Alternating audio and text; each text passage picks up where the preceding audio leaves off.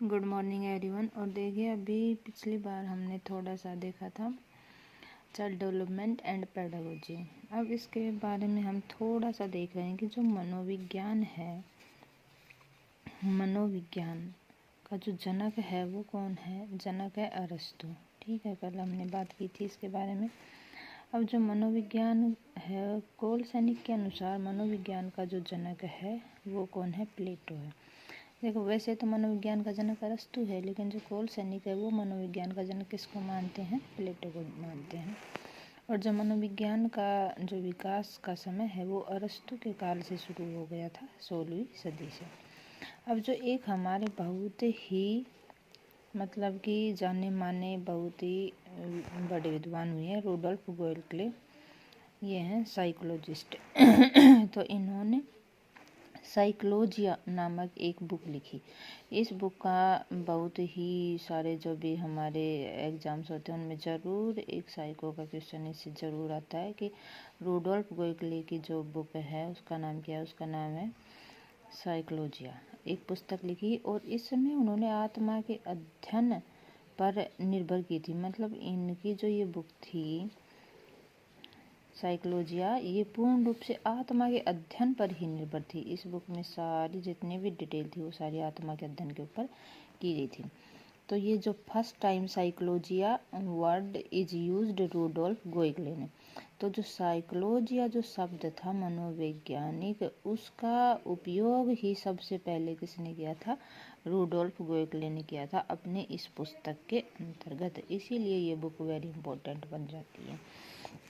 Psychology दो शब्दों से बनी है, साइकी प्लस लोगस। साइकी माने आत्मा और लोगस माने अध्ययन करना, आत्मा का अध्ययन करना। जो साइकोलॉजी शब्द है ये ग्रीक भाषा का है। कौन सी भाषा का है? ग्रीक भाषा का है। और आत्मा का अध्ययन करना लगभग 4वीं सदी पूर्व, अर्थात 4वीं सदी से लेकर के 6वीं सदी तक इस बात के ऊपर जो मनोविज्ञान है वो निर्भर करता रहा आत्मा के अध्ययन के ऊपर। ठीक है, अब हम देखते हैं आगे। मुख्य रूप से जो इसका प्रस्तुत करता है वो कौन था? मतलब इसका जो प्रस्तुत करता था वो था अरस्तु। कौन था? अरस्तु। अरस्तु मुख्य रूप से इसका प्रयोग करता हुआ आत्मा के अध्ययन का, आत्मा का जो अध्ययन था इसके प्रस्तुत करता कौन रहे? आत्मा का अध्ययन को प्रस्तुत करने वाले 4वीं सदी के अरस्तु रहे हैं। अब इसके जो मुख्य रूप से समर्थक थे वो कौन कौन थे? इसमें प्लेटो है, हिप्पोक्रेटस है, रूडोल्फ गोएल्क्ले है और डेकार्टे है। प्लेटो, हिप्पोक्रेटस, रूडोल्फ गोएल्क्ले और डेकार्टे, ये मुख्य जो विचारक थे आत्मा के अध्ययन के 4वीं सदी की। ये मनोविज्ञान का फर्स्ट स्टेप था। 4वीं सदी प्रस्तुत करता अरस्तु और समर्थक प्लेटो, हिप्पोक्रेटस, रूडोल्फ गोएल्क्ले और डेकार्टे। ये क्वेश्चन ऐसे आ सकता है कि आत्मा के अध्ययन को सबसे पहले किसने प्रस्तुत किया या इस विचार को किसने दिया? तो इसका आंसर हो जाएगा अरस्तु। और इसके समर्थक कौन कौन थे? तो इसमें ये आ सकता है प्लेटो है, हिप्पोक्रेटस, रूडोल्फ गोएल्क्ले और डेकार्टे।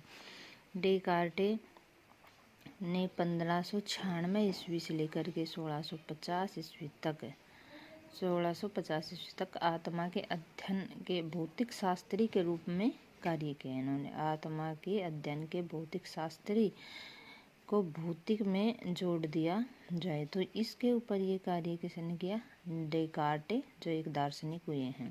अब आत्मा का जो अध्ययन था इसका विरोध हुआ। भाई ये तो बात बिल्कुल सही है, जब आत्मा का अध्ययन बता दिया गया तो इसका तो विरोध हुआ। देखो, कोई भी जो बात होती है तो कुछ लोग उसके अपोजिट भी होते हैं। तो इसका विरोध हुआ। उन्होंने कहा आत्मा कहाँ है? बिल्कुल बात सही है भाई, आत्मा कहाँ है? आत्मा कैसी है? बिल्कुल बात सही है भाई, आत्मा कैसी है? आत्मा को किसने देखा है? क्या हमने कभी आत्मा को देखा है? नहीं। क्या हमने कभी आत्मा को देखा है? आत्मा कहाँ रहती है? नहीं। तो इस बात को क्या कर दिया गया? इसका विखंडन हो गया, अर्थात इस विचार को अमान्य कर दिया गया। इससे अगला आया सेकंड नंबर के ऊपर मन मस्तिष्क का विचार, अर्थात मन या मस्तिष्क का विज्ञान, जो आया 17वीं सदी के आसपास। तो इसका जो प्रस्तुत करता था वो था पोम्पोलॉजी। मुख्य रूप से पॉपुलॉजी, और ये इटली के विचारक थे। और इसके जो समर्थक थे वो Hobbes, Locke, Kant, Spinoza. Hobbes, Locke, Kant और स्पिनोजा। देखो हॉब्स, लॉक और रूसो के साथ पढ़ते हैं हम इनको पॉलिटिकल साइंस में भी। हॉब्स, लॉक और रूसो, तो कांट और स्पिनोजा ये इसके मुख्य विचारक थे। इन्होंने मन को दो मन बताए, आंतरिक मन और बाह्य मन। मन कितने प्रकार के बताए, आंतरिक मन और बाह्य मन। 19वीं सदी में आते आते ये भी क्या हो गया, अमान्य हो गया। क्या हो गया, अमान्य हो गया। फिर आया तीसरे नंबर के ऊपर चेतना का विज्ञान। क्या आया, चेतना का विज्ञान। 19वीं सदी में आया चेतना का विज्ञान। सबसे कम समय तक प्रचलित रहा ये, अर्थात बहुत ही थोड़े समय के लिए आया। और इसका जो प्रस्तुत करता था वो था विलियम जेम्स और विलियम वुंट। विलियम जेम्स और विलियम वुंट। उन्होंने एक कोटेशन दी। कोटेशन क्या थी, चेतना ही जीवन है और जीवन ही चेतना है। चेतना ही जीवन है और जीवन ही चेतना है।